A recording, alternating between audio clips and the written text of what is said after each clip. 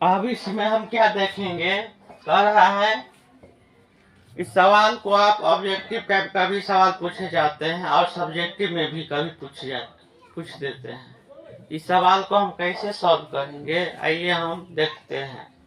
ये पूछे गए क्वेश्चन है बोर्ड एग्जाम में। चलिए यहाँ पर कहा जा रहा है बहुपद इतना इतना के शून्य अल्फा और बीटा हो तो इतना का मान ज्ञात करने के लिए। तो हम क्या करेंगे, यहाँ पर लिखेंगे हल। ये पूछा गया है ऑब्जेक्टिव व्यू से, आपको सब्जेक्टिव 2 नंबर में भी पूछ सकते हैं। चलिए यहाँ पर क्या है, यहाँ पर समीकरण क्या है, एक्स स्क्वायर प्लस एक्स बटा 4 प्लस 1 बटा 4।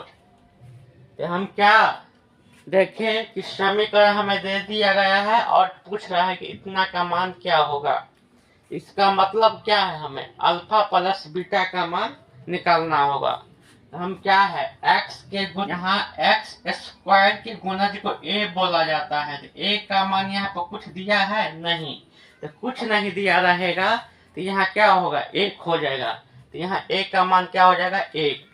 और यहाँ क्या है, b का मान x का गुणज तो क्या है, यहाँ पर 1 बटा 4, तो लिख देंगे 1 बटा 4।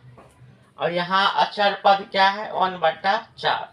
आप पूछ रहा है इतना का मान क्या होगा, तो लिखेंगे पहले योग का मान निकालेंगे हम।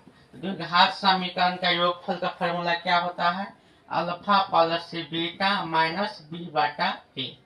क्या होता है, माइनस बी बटा ए।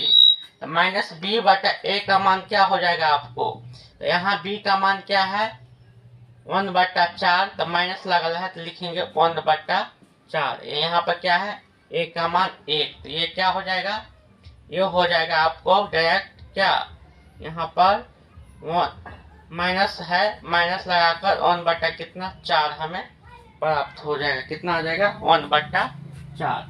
अब क्या हो जाएगा, अब है प्रश्न में क्या है, तो प्रश्न में दिया गया है 4 अल्फा प्लस बीटा। यहाँ क्या है, 4 है और अल्फा प्लस बीटा का मान कितना आया है, माइनस 1 बटा 4। तो लिखेंगे माइनस 1 बटा 4। 4 से 4 कट जाएगा तो क्या बचेगा हमें, माइनस 1। तो ये माइनस 1 कहाँ आंसर है, तो ऑप्शन नंबर डी इसका क्या होगा करेक्ट आंसर। इसका आंसर कौन होगा, ऑप्शन नंबर डी होगा इसका करेक्ट आंसर। चलिए हम ऐसा ही सवाल को हम बनाएंगे। आप किसी प्रकार से सवाल दिया रहेगा, आप उस ढंग से आप क्या करेंगे, बना लेंगे। आज के वीडियो के लिए आप लोग का धन्यवाद।